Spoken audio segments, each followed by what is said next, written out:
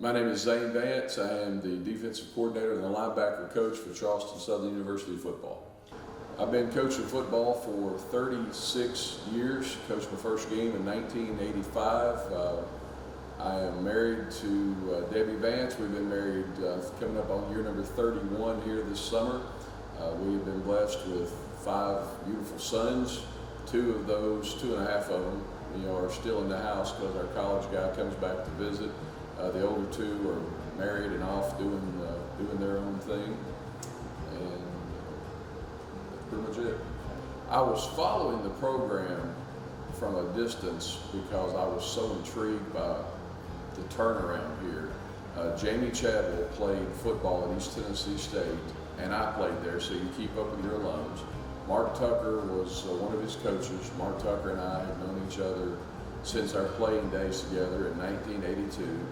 And I did not have visions of necessarily coming here to work. I just thought it was fascinating to watch a place that had not had success suddenly winning 10 and 9 and 8 games a year.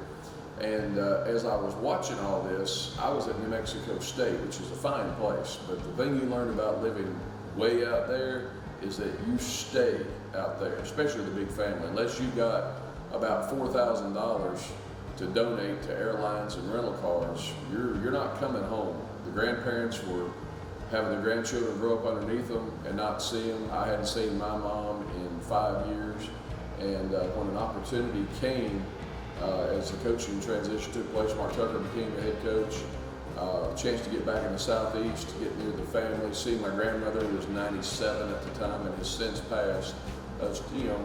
Hardly prayed about, but too much to turn down. Well, I have a unique perspective because I was a head high school football coach twice. I was a high school coach for 15 of my 36 years, and some wonderful people that love the Lord in high school.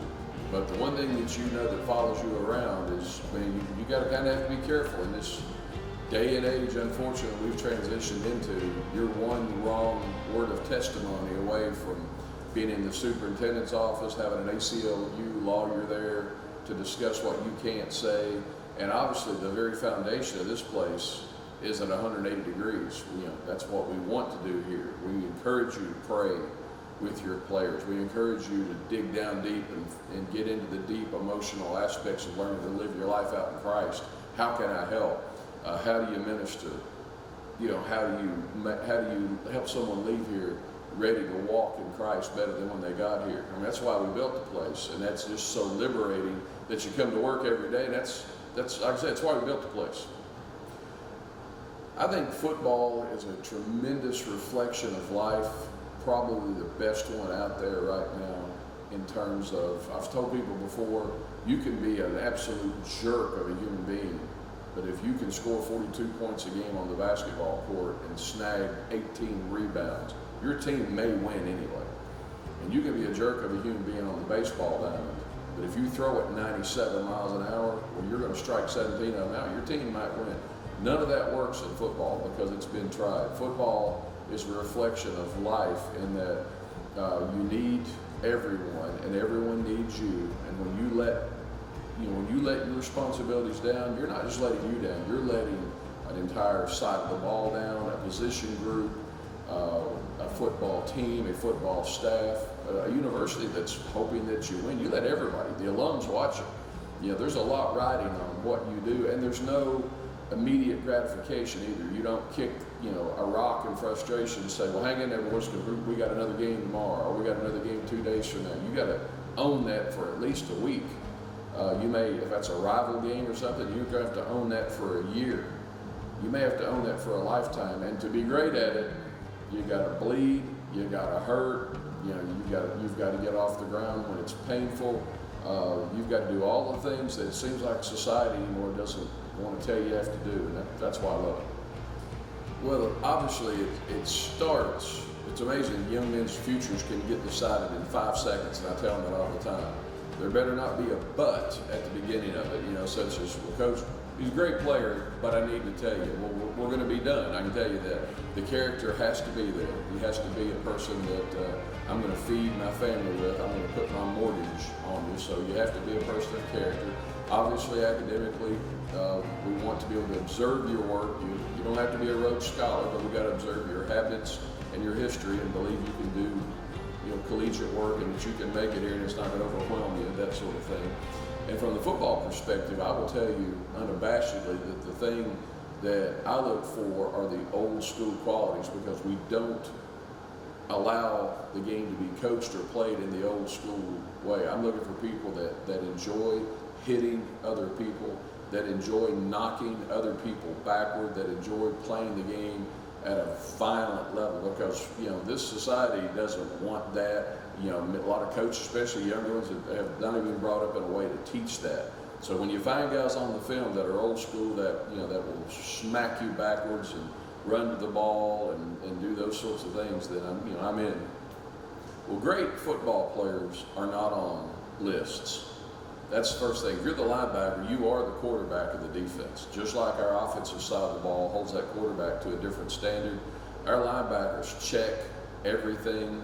They adjust to everything. They are responsible. If there's front movements that have to get either instituted or called off, anything like that, they have to handle all of that. So I expect you to stay off of lists. I don't expect to hear this guy missed treatment, this guy was late for treatment, this guy wasn't at breakfast check, this guy had an academic appointment, didn't make it, this guy was a little late in the weight room. That's the first thing is, great football players aren't on lists. Secondly, I expect you to know the defense better than I do. I tell them that all the time. I'm not a deeply intelligent person, so it shouldn't be too hard for you. But you've got to know the defense better than me. You can't be looking over there at me, mechanically as a robot saying what happens, now. The great ones do that. If you study great ones, won't take your time up to mention them, but if you study the great ones, they've got their own film rooms, they've got their own reams of material they study, and I expect them to know our defense better, than I do. And I expect them to be leaders. I expect them to motivate guys positively when positive motivation is appropriate. I expect them to be willing to get up in somebody if that's what it takes. But that's your show out there, and you go out there, you're a reflection of us as coaches. So I expect them to be take charge guys, and obviously, like I said earlier, I expect them to be rough. You're going to play linebacker in college, you better be a violent dude. You better enjoy hitting people, knocking people backward. For 3 hours every Saturday afternoon, you signed up for it to be rough, and want rough people around you. It's a great question to answer, because I think what so many men do and so many coaches do is they compartmentalize their lives like that's okay. I've got a can over here, this is when I'm Christian. I got a can, this is when I do my Bible study and speak my Christianese. Well, here's a can for how I treat players, and here's a can for how I treat women, and here's a can for whatever. It's completely backward, completely unscriptural. My faith is who I am. Everything else is an extension of that faith. I don't coach football a certain way and then go live my faith out. That's backwards. My faith is who I am. I'm saved, I'm born again. When my heart beats for the last time, I'm going to meet the Lord because of what He did for me. So every day of my life is hopefully an extension of trying to say, I'm grateful for that. I'm here for such a time as this. Whatever you want me to do today, I'm going to do it. And it says in Colossians that whatever you do it heartily. There's no such thing as being soft in Christ. That's a complete lie that's sold out there by society. Colossians tells you whatever you do it heartily, as unto the Lord and not unto men.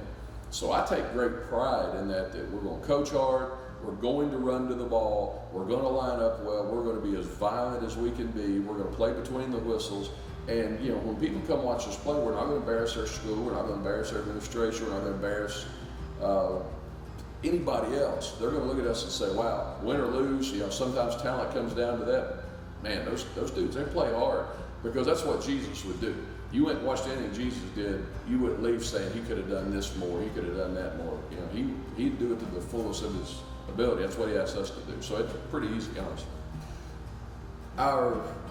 Our goals and some of the things we've accomplished in the past set a certain bar for us. If I'm not mistaken, we've led the Big South in takeaways the last 2 years that has had a dramatic effect on whether we had, winning seasons, 500 seasons, or, perhaps bad years if we didn't do that, 3-8, 3-9, whatever it would be kind of years. So obviously we want to resume those lofty places we've been. We've taken the ball away. We've been, I don't look up a lot of this, but first or second in tackles for loss, first in sacks, set a conference record, I believe, for the second time in 3 years last year. So those are high bars, and those things help you win. So, that group's gone. You don't win today's games on yesterday's home runs. So that group's gone. So the challenge to this group is, that's where the bar is set. Now it's up to you to go, to learn to go take the football away, get people off the schedule. And if our players are here, they would laugh at this. I talk to them all the time about foul balls. I don't care if somebody drops a football 12 plays and 71 yards and keeps it 8 minutes. We get them stopped and they miss a field goal, or they fumble or we stop on 4th down. That is a majestic 497-foot foul ball. It's a strike. That's all it is. You got no points out of it. Well, fun to talk about, but now it's another group, right? Now you got to get that inculcated in them. Let's see if they can embrace that. Because normally speaking, if you line up well and you play hard and you run to the football and you tackle well and you take the ball from people, you play 12 games and have a chance.